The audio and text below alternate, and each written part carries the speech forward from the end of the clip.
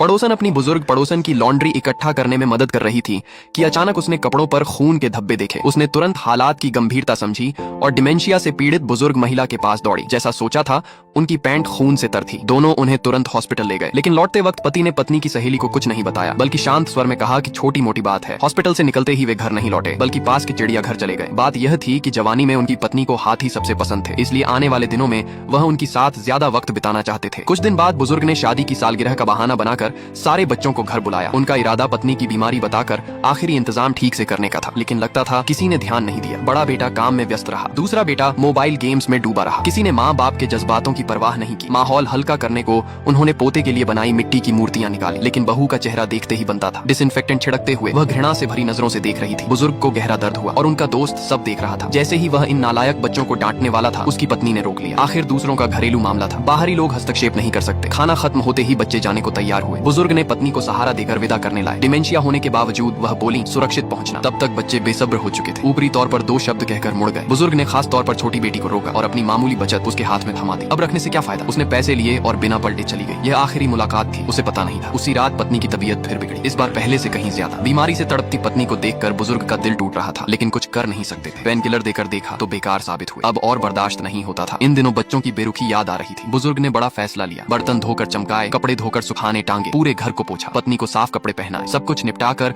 उन्होंने अंत की तैयारी की। गोलियां पीसकर पाउडर बनाया, पानी में घोलकर कटोरी में रखा और धीरे धीरे पत्नी को पिलाया। पत्नी ने शायद समझ लिया था, बड़ी घूंटों में पी गई, फिर चुपचाप बिस्तर पर लेट गई। उनके दोस्त को तय समय पर मैसेज आया। पढ़ते ही उन्हें लगा कुछ बहुत